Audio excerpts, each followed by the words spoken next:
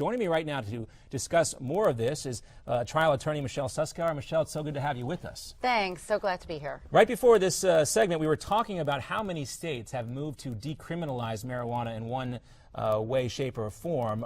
We were surprised kind of it's 26 states now. 26 More than states. half of the union. It really is, and certainly there's a lot of, they're saying a vast majority of individuals in the states are actually supporting the legalization of marijuana. So it seems like that's where the trend is going. But I was very surprised to look at that number.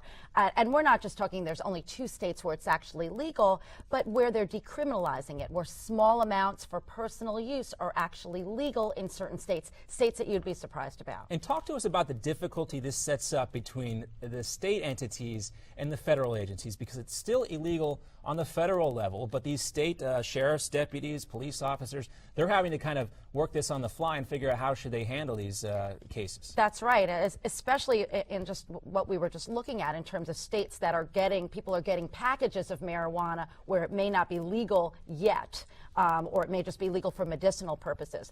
But federally, it is still against federal law to possess marijuana. It's still a controlled substance, and it seems as though as long as the states are not thumbing their nose at the federal government, they are looking the other way.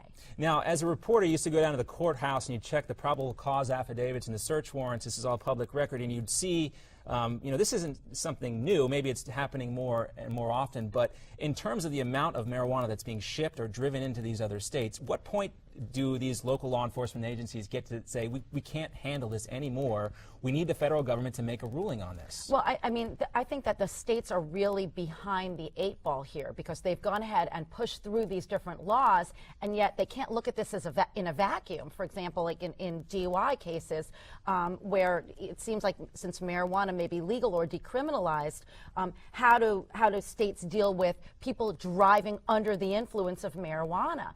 And for example, in California, they're one of the very few states that's trying to deal with it and come up with standards.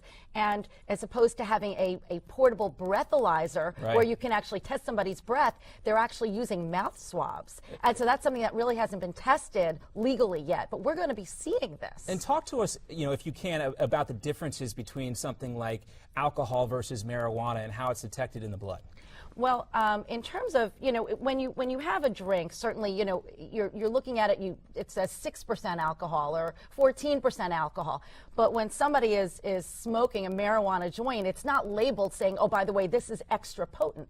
And then alcohol, of course, is absorbed within the body, and you're not going to have it in your system necessarily for maybe longer. And again, I'm not a doctor, 12 hours or 24 hours or however long that the body takes to eliminate it. Yeah, but marijuana stays in the system for a very long time. There's not that clear-cut threshold where That's right, is established in court proceedings where a jury is going to be familiar with saying certain parts per million in your bloodstream means that you were intoxicated. That's right. Now, Washington State, which is one of the 2 states where marijuana is legalized, they actually have a standard parts per THC, parts per milliliters, something or like, yeah, right, where they've actually been able to put that into place, but most of the states have not done that yet, and we're seeing a rise in DUIs. We're seeing a rise in drivers who are driving under the influence of THC. Yeah, and so you think of a cost component in establishing these protocols on the, you know, for criminal defense cases. It seems, you know, very daunting, you know, and as you're looking this in the everyday,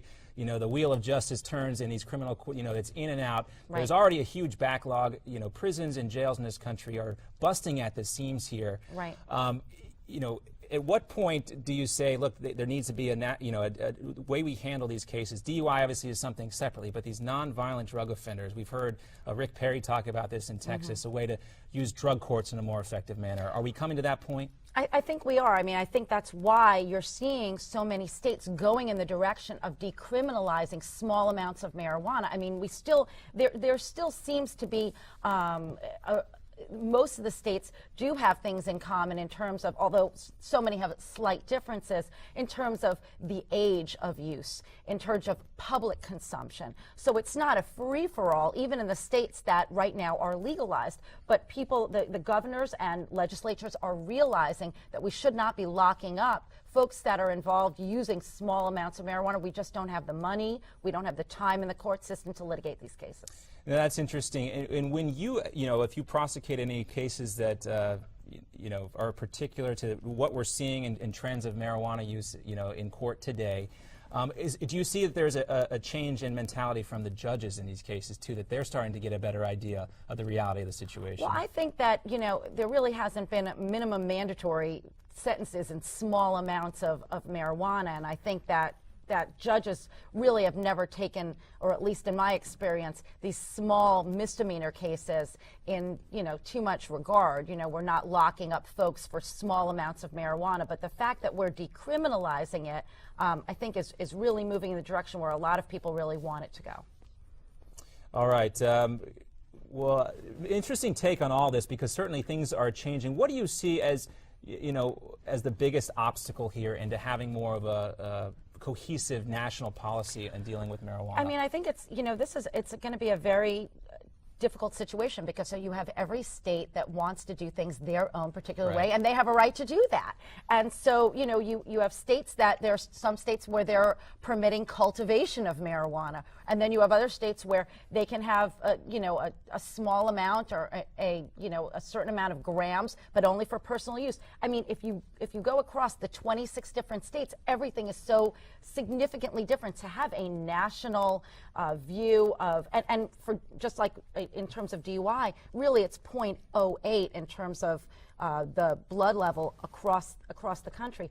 I just think we're far away from having some sort of national standard. Yeah, you can see this in areas of drug importation. They just had this big kingpin arrested down in Mexico. The federal government has to play a role in that, but in the state level, we were just kind of highlighting how difficult it is, because every state is different, and particularly on this issue with much different attitudes in Colorado as opposed to places in the Deep South or more conservative states. Oh, absolutely. And in terms of like certain states that may just have a small amount of personal use, but are still prosecuting folks that are, have something more than a very small amount. I mean, they don't want to go in that direction. There are certain governors are saying, we don't care, despite the amount of money that we may be making, we just don't want to go in that direction. Most importantly, it's still illegal on the federal level, so you're taking certain risks if you do use it and mail it, sir. Yes, absolutely. Do not mail it. Keep it out of the mail. Thanks very much, Michelle Sure, Suskauer. my pleasure. Thanks for your insight there. We'll have much more here on America's Forum. When we come right back, we'll talk to Nick Tate a little bit about the marijuana and what it means for health, plus news about testosterone, and more information about your heart and your heart's health. We'll be right back here on America's Forum right after this.